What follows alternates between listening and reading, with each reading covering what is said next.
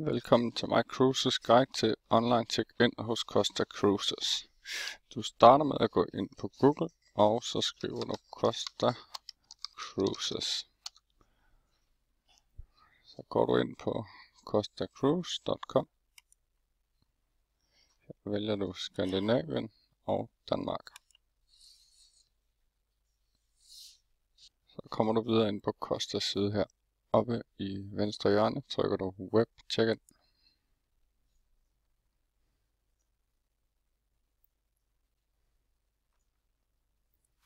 Og så trykker du Start Web Check-in Now.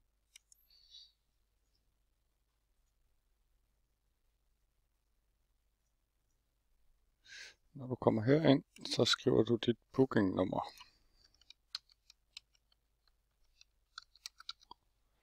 Og nedenunder skriver du dit efternavn. Du skal huske, at man kan ikke skrive A, Ø og Å i sit efternavn. Så hvis du skal skrive A, så skriver du AE. Hvis du skal skrive Ø, så skriver du OE.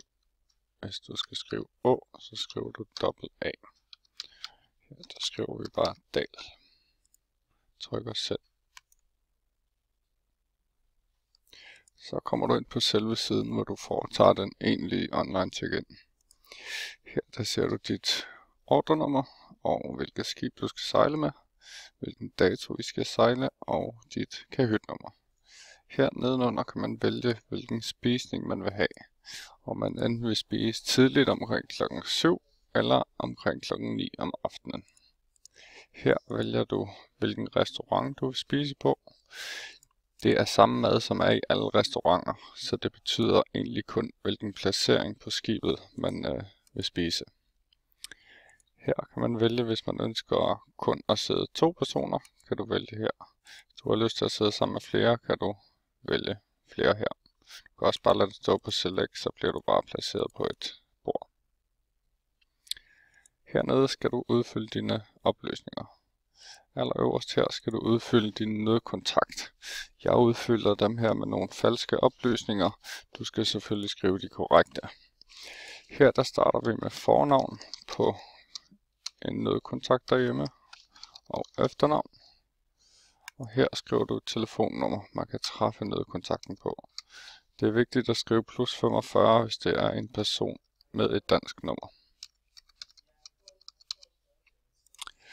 Og det skal man skrive ved begge personer her. Hvis man vil have forskellige nødkontakter, kan man bare skrive 2 forskellige. Sådan. Så tjekker du, dit navn er korrekt, og din fødselsdato, skriver den, hvis den ikke står der. Her kan man bare skrive Danmark, hvor man er født, DK, hvilket køn man er. Og her skal man skrive, hvilken by man kommer fra eller bor. Og man kan vælge Danmark. Og her kan man vælge, hvor i landet man bor henne. Og her vælger vi Vestjylland. Skriver et postnummer. Her skal man skrive sit eget telefonnummer. Der skriver vi bare lige et falsk telefonnummer her. Det er egentlig nok bare at skrive et enkelt. Her skal man vælge pas.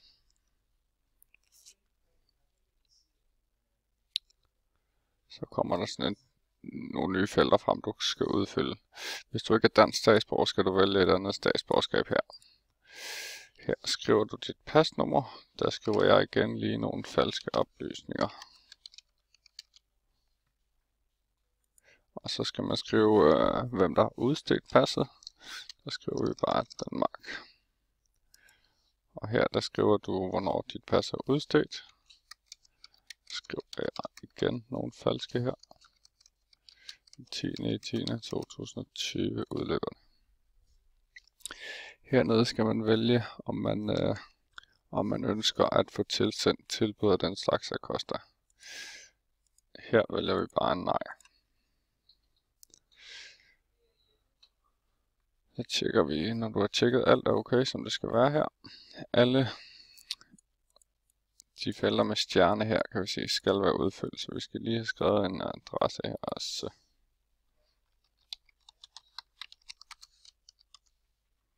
Sådan. Tjekker vi en anden person. Nede kontakt, fornavn, efternavn, fødselsdato, place of birth, hvor man er født, kan man bare skrive Danmark. Og køn. Her kan vi bare skrive det samme. Og vi skriver også Fuglebjerg her. Og det er også Danmark. Vi vælger igen Vestjylland. Og vi skriver postnummeret. Telefonnummer fik vi skrevet ind her. Så skal vi have skrevet en e-mailadresse her. Der skriver vi bare. Der skal du selvfølgelig skrive din egen e-mailadresse. Og vi venter igen pas. Og så skriver vi lige nogle falske igen. Og vi skriver Danmark. Vi skriver igen, hvornår passer udstedt og hvornår det udløber. Og vi vælger her. Det her behøver man ikke udfylde det, hvis man har et hotel eller noget inden sit krydstogt. Vi prøver bare at trykke send. Så har vi trykket send, og så kommer der sådan en fejlmeddelelse op her. Kan vi se, at vi må ikke skrive den samme mailadresse her. Så vi ændrer lige mailadressen, og så prøver vi at trykke send. Når den har stået og tænkt lidt, og hvis alt er som det skal være, så kommer du frem til det her billede, hvor den ligesom skriver dine oplysninger, hvor du lige kan tjekke, at alt er korrekt. Så står der her, at man kan printe sin boardingform. Det behøver man ikke at gøre, fordi vi sender billetter og øvrige informationer om rejsen samlet til dig 2-3 uger før afrejse. Så din webcheck-in er nu komplet, og du kan vente på, at vi sender dig dine billetter 2-3 uger før afrejse.